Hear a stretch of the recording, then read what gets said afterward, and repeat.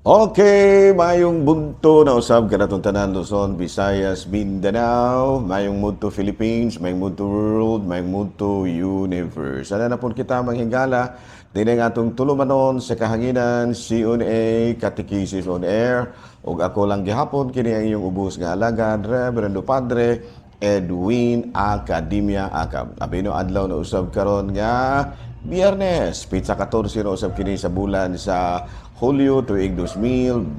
So, kumusta naman mga higala?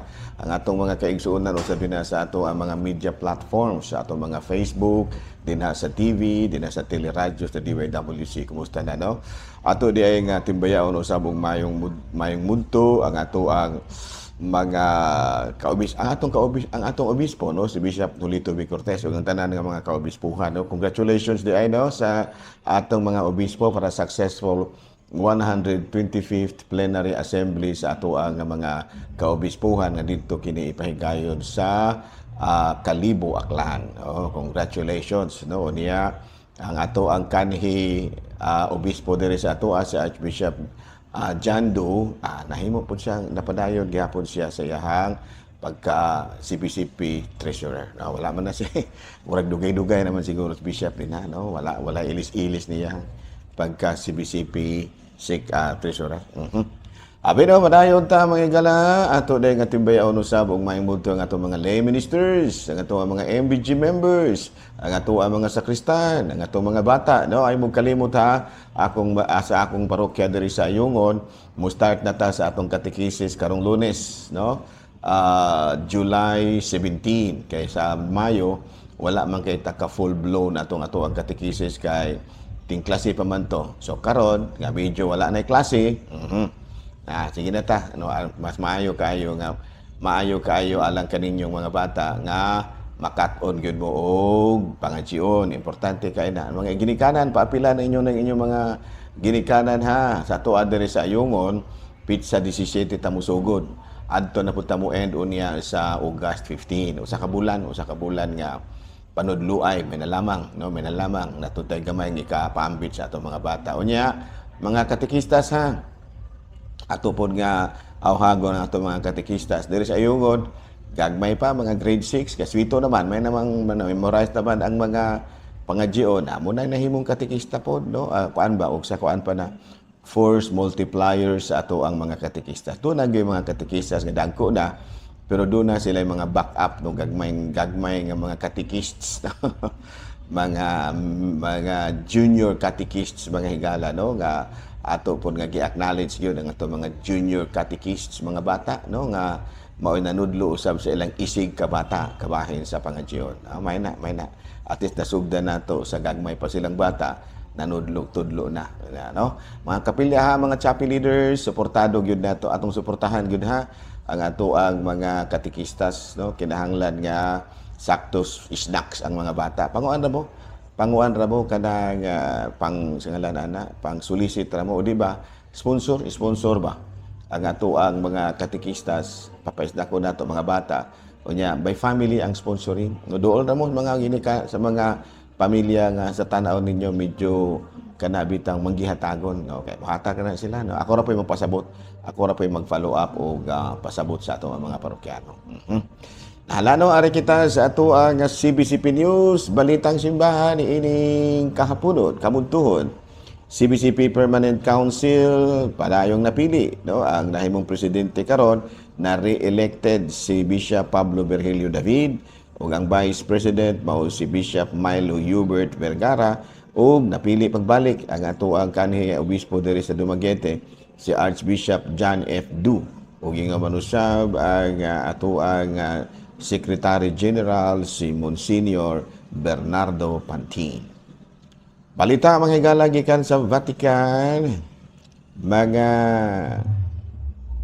malaumon no mga kining nga may ang mga kaigsuonan nato mga kamadrihan di ay mga kamadrihan nato malaumon nga ang pagbisita sa Talahorong Santo Papa sa Mongolia makahatag usab og dugang kadasig sa mga Katoliko didto ug alang usab kanila nga mga misyonero mahimong bukas usab ang ilahang pagpangalagad sa nasangpit nga lugar. No, dito sa Mongolia tungod kay sugod sa atong nasabtan ang Talahurong Santo Papa planong mobisita sa kanang nasod sa Mongolia. No. Okay, no, padayon ta sa atoang mga buhatono ni ining kamugtuhon. O ari kita sa atoang Saint of the Day. Abay no ang atong Saint of the Day karon, bisan way nangutana. July man taron, July 14 ang atoa karon nga santo sigon diri sa atoa nga listahan. No, sa tang pakli-paklion ni mahigala ha. Latra mo ha, ayaw og apiki. Okay, July. July. Abi no ato dayon nga timbaya usab og mayong mudto ang ato ang mga lay ministers, ang ato ang mga chapi leaders, ang ato ang mga kining mga kaigsuonan. Abi no ang ato karong santo mao si Saint Francis Solano. Okay, kini si Saint Francis Solano, natawo siya dito sa Andalusia, Spain. O katsila ni, gwapong tao ni mahigala. Saint Francis Solano, natawo siya ni antong tuig 1549 ug namatay ni antong 1610. Unya taga Andalusia, Spain kini siya. Unya nagpamembro kini siya sa grupo sa mga Franciscans ni antong 1570. And after ordination, he served for the sick and during epidemic. And then nakakuan kini siya,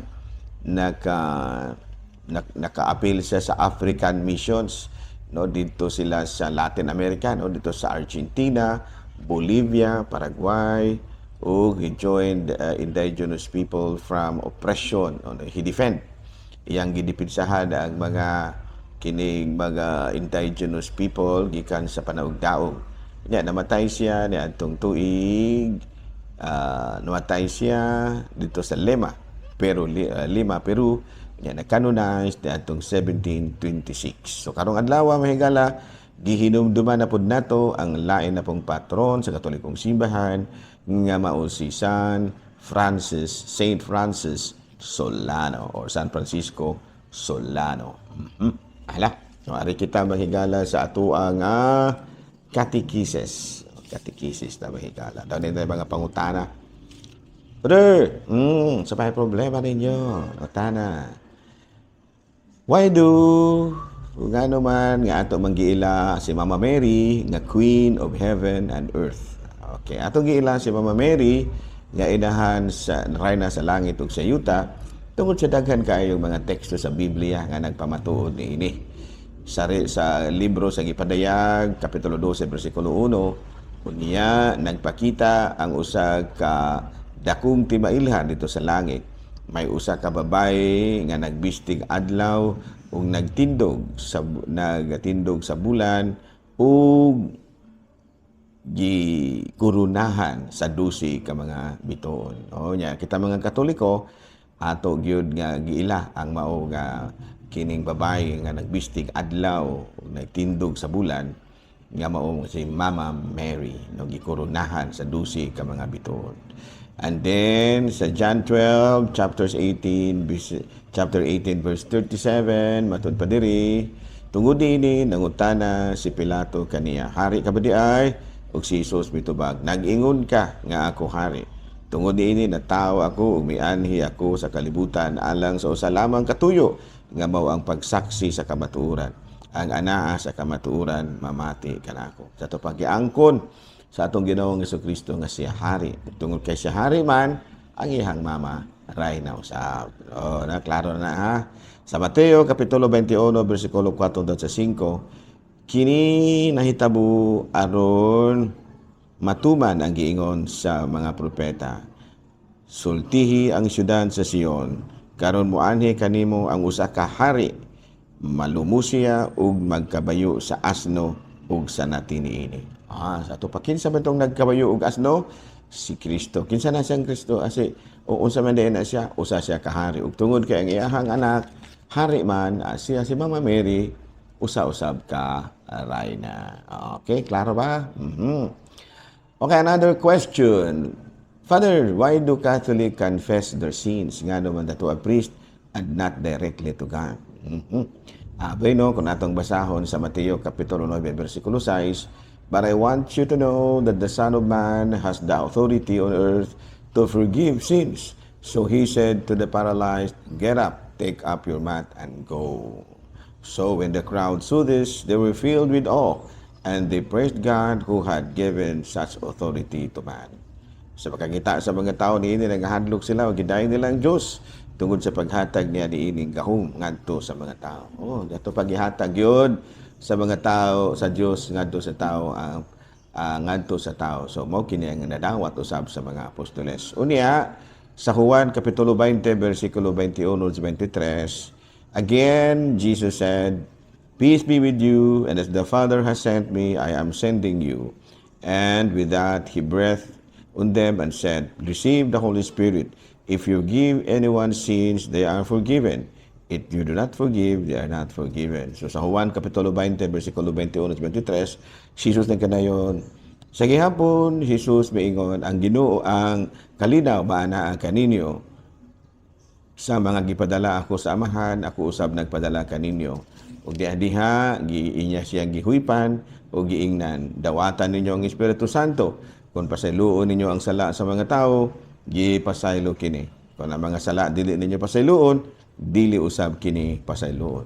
Yan sa ato pa ang katungod sa pagpasaylo og sala gihatag ni Kristo ngadto sa iya mga apostoles. Unya pinaagi sa ordinasyon, gihatag usab kini sa mga apostoles ngadto sa mga kaobispuhan. Og pinaagi gihapon sa ordinasyon, gihatag usab kini ngadto sa mga kaparian. Yan so muna nga kami kuan gid mi kanang magpakumpisal gid mi kay ngano man gitagaan man mi ni anang maong katungod. Okay? Abi no, din hinalang una kita kutob ha. Ako lang gihapon kini inyong ubos nga alagad Reverendo Padre Edwin Academia Acab ug manalangin kanato ang Dios nga makaagahom sa tanan, Amahan, Anak, Espiritu Santo. Tapos na nga to ang pagkatikis. Sa pagkatikais, dado na to ang gugma o kalinaw ni Kristo. Salamat sa Diyos. Good noon, Pilipinas!